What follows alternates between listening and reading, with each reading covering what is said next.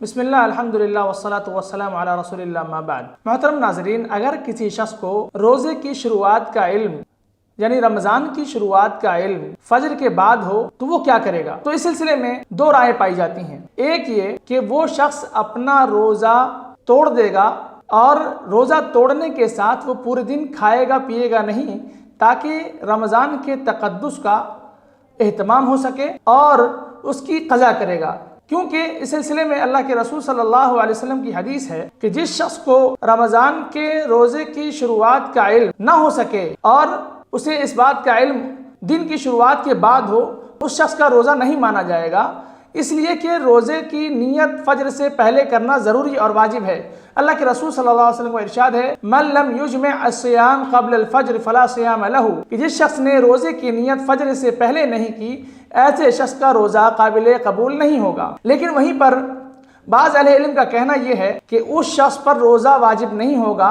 اور اگر فجر کے طلوع ہونے کے بعد اسے روزے کا علم ہوا ہے یعنی رمضان کے شروع ہونے کا علم ہوا ہے، تو چونکہ علم اسے بعد میں ہوا اور ایک انسان کو کسی بھی حکم کا مکلف اس وقت بنایا جاتا ہے جب اسے اس چیز کا علم ہو۔ امام ابن قیم رحمہ اللہ نے ایک قول نقل کیا ہے، فَمَن لَّمْ يَبْلُغْهُ الْخَبَرْ إِلَّا فِي أَثْنَاءِ النَّهَارِ فَفِي وُجُوبِ الْقَضَاءِ عَلَيْهِ قَوْلَانِ، یعنی جس شخص کو رمضان کے ابتدا کی خبر دن کے اندر ہو تو ان کے اوپر روزہ واجب ہوگا یا نہیں ہوگا، اس سلسلے میں دو قول ہے۔ دونوں قول امام احمد بن حنبل سے انہوں نے روایت کیا ہے اور کہا ہے ساتھ میں وَالصَّحِيحُ أَنَّهُ لَا قَضَاءَ عَلَيْهِ، صحیح بات یہ ہے کہ ان پر روزہ فرض نہیں ہوگا۔ کیوں؟ فَإِنَّ التَّكْلِيفَ إِنَّمَا يَثْبُتُ بَعْدَ الْعِلْمِ، کیونکہ کسی بھی حکم کا مکلف اس وقت کوئی شخص بنے گا جب اسے علم ہوگا۔ دونوں باتوں میں اہم بات علماء اکرام یا جمہور جو کہتے ہیں وہ یہ کہ روزے کی قضا کرنے میں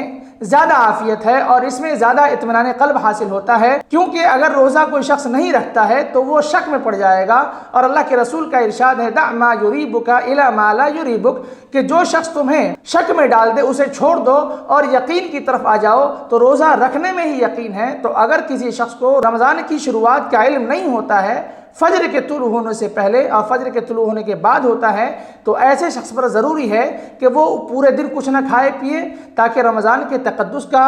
خیال رکھا جا سکے اور اس روزے کی قضا کر لے۔ یہ زیادہ قابل